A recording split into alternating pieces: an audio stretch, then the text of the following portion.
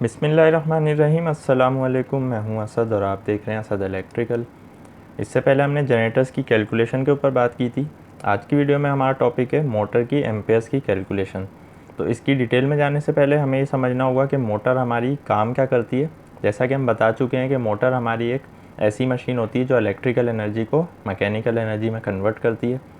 यानी हम इसको इलेक्ट्रिकल इनपुट देते हैं, यह हमें आउटपुट पर क्या देती है, मैकेनिकल एनर्जी, यानी कि शाफ्ट पर रोटेशन। उस रोटेशन से हम बहुत सारे काम लेते हैं। तो ये जो रोटेशन होती है बेसिकली ये मैकेनिकल एनर्जी है, और इसको जो हम इनपुट दे रहे हैं वो इलेक्ट्रिकल एनर्जी यानी कि इलेक्ट्रिकल सप्लाई देते हैं। उसके बाद इसका मैग्नेटिक फील्ड्स का प्रोसेस होता है, उसके बाद ये हमें आउटपुट पर मैकेनिकल एनर्जी प्रोवाइड करती है। तो जहाँ पर भी कन्वर्जन होगी, यानी यहाँ पर electrical energy to mechanical energy conversion हो रही है, तो वहाँ पर कुछ ना कुछ लॉसेस होते हैं। तो हमें समझना होगा मोटर की एफिशिएंसी को। यहाँ पर आप देख सकते हैं कि इलेक्ट्रिकल इनपुट हमने मोटर को दी, मोटर ने हमें मैकेनिकल आउटपुट दी। तो जितनी इनपुट हम इसको दे रहे हैं क्या उतनी ही आउटपुट हमें मिल रही है? तो ऐसा नहीं होता, बल्कि कुछ ना कुछ लॉसेस हमारे मोटर के अंदर होते हैं। यहाँ पर आप देख सकते हैं कि मसलन अगर हमने इसको इनपुट सप्लाई 100% दी है, तो यह हमें आउटपुट पर जो एनर्जी प्रोवाइड कर रही है वो 100% से कुछ ना कुछ कम होगी। हम मान लेते हैं कि 80% हमें आउटपुट मिल रही है, तो क्या मतलब हुआ कि 20% कहीं ना कहीं हमारी एनर्जी जो है वो लॉस हो रही है। तो ये जो लॉस होती है इसको हम लॉसेस में शुमार करते हैं। मोटर के अंदर फ्रिक्शन लॉसेस, हीट लॉसेस, तो मोटर के लॉसेस पे इंशाल्लाह हम फिर कभी बात करेंगे। तो जितने भी लॉसेस हुए उसके बाद जो हमें आउटपुट मिली वही हमारी मोटर की आउटपुट है।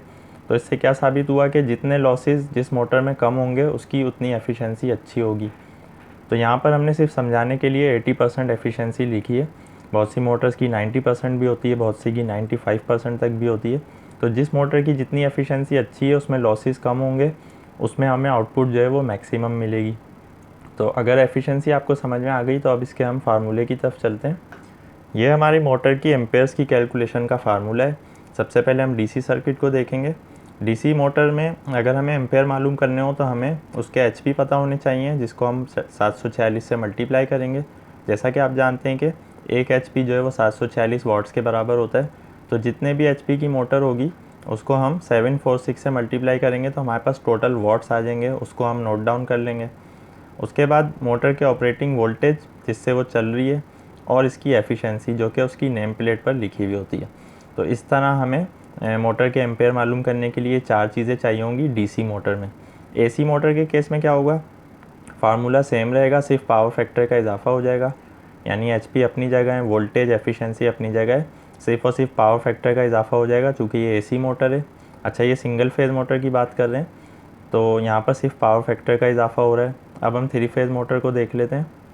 यहाँ पर आप देख सकते हैं कि थ्री फेज़ मोटर के केस में हमारे पास एचपी का होना ज़रूरी है, वोल्टेज, एफिशिएंसी, पावर फैक्टर और √3।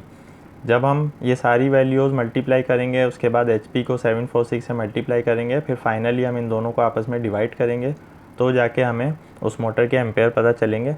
यहाँ पर हम एक कैलकुलेशन कर लेते हैं थ्री फेज़ इंडक्शन मोटर की। ये कुछ डेटा हमने थ्री फेज़ इंडक्शन मोटर की नेम प्लेट से लिया है। एक थ्री फेज़ इंडक्शन मोटर जो कि 30 एचपी की है, उसके ऑपरेटिंग वोल्टेज 460 हैं। उसकी एफिशिएंसी जो उन्होंने लिखी हुई है वो 93% लिखी हुई है, यानी कि इसमें सिर्फ 7% लॉसेज हो रहे हैं। और इसका जो पावर फैक्टर उन्होंने दिया हुआ है वो 0.85 है। तो बस हमें फार्मूले के लिए यही सारी चीज़ें चाहिए। अब हम इन सारी चीज़ों को लेकर कैलकुलेट करते हैं। सबसे पहले हमने क्या किया कि 30 को 746 से मल्टीप्लाई किया तो टोटल वाट्स हमारे पास आ गए 22,380, वो हमने यहाँ लिख लिए। उसके बाद ये आप देख सकते हैं फार्मूले में voltage multiply by efficiency multiply by power factor multiply by √3, ये सारी वैल्यूज़ हमने यहाँ पर लिख ली हैं। वोल्टेज 460 थे, एफिशिएंसी 93% थी, तो ये 0.93 हो जाएगा। पावर फैक्टर 0.85 था, वो अपनी जगह आ गया। उसके बाद √3 की वैल्यू 1.732। ये सारी जब हमने मल्टीप्लाई की तो फाइनली हमारे पास 629.80 जो है जवाब आ गया है। अब हम इन दोनों वैल्यूज़ को आपस में डिवाइड कर देंगे, तो देखते हैं कि इनको डिवाइड करके हमें क्या आंसर मिल रहा है।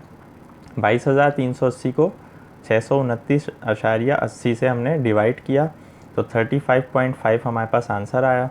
तो इसका क्या मतलब हुआ कि एक 30 एचपी की थ्री फेज़ मोटर जिसकी एफिशिएंसी 93% हो, जिसका पावर फैक्टर 0.85% हो, उसके ऑपरेटिंग वोल्टेज 460 हो, तो वो 35.5 एम्पेयर्स लेगी। तो ये इस तरह हम मोटर की कैलकुलेशन करते हैं एम्पेयर्स की। अब यहाँ पर हम एक सिंगल फेज़ मोटर की कैलकुलेशन कर रहे हैं। जैसा कि हमने बताया कि सिंगल फेज़ मोटर का फार्मूला भी यही रहेगा, voltage multiply by efficiency multiply by power factor. यहाँ पे √3 नहीं होगा। तो हमने एक 1 HP की मोटर ली है, हमने 746 को 1 से जब मल्टीप्लाई किया तो हमारे पास 746 ही जवाब आया, वो हमने यहाँ लिख लिया है। अच्छा, ये सिंगल फेज़ मोटर है तो इसके 220 वोल्ट हमने ले लिए हैं, जो हमारे घरों में डंकी पंप में यूज़ होती है। इसकी एफिशिएंसी हमने 90% एज्यूम कर लिया और पावर फैक्टर 0.8।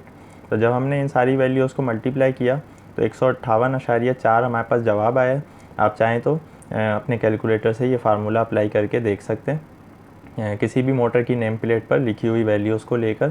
तो जब हमने 746 को 158.4 से डिवाइड किया तो हमारे पास 4.7 आंसर आया। यानी कि एक सिंगल फेज़ मोटर जो कि 220 वोल्ट से ऑपरेट होती है 1 HP की, उसके जो एम्पेयर होंगे वो 4.7 एम्पेयर होंगे एज़ पर कैलकुलेशन। यहाँ पर इसका पावर फैक्टर चेंज होने से और एफिशिएंसी चेंज होने से एम्पेयर्स चेंज हो सकते हैं। इसके वोल्टेज और HP जो है वो अपनी जगह रहेंगे। अब जितने भी HP की मोटर है वो हमेशा 746 से मल्टीप्लाई होगी, चूँकि 1 HP में 746 वॉट्स होते हैं। तो यहाँ पर 1000 नहीं होगा, चूँकि यहाँ किलोवाट और KVA की बात नहीं हो रही, HP की बात हो रही है। तो HP जो है वो हमेशा किलोवाट से कम होते हैं। यानी 1 किलोवाट में अगर 1000 वाट हैं तो 1 HP में 746 वाट हैं। तो मोटर की कैलकुलेशन में आपको ये बात ध्यान में रखनी है कि हमेशा आपको HP से कैलकुलेट करना है। अगर आपके पास किलोवाट मौजूद हैं तो उससे भी आप कैलकुलेट कर सकते हैं। तो बाकी ये सारी चीज़ें हमने आपको बता दी हैं। आज की वीडियो के हवाले से कोई भी आपका क्वेश्चन या कन्फ्यूजन है आप कमेंट में पूछ सकते हैं। इंशाल्लाह नेक्स्ट वीडियो में नए टॉपिक के साथ आएंगे। जब तक के लिए इजाज़त दीजिए। अल्लाह हाफिज़।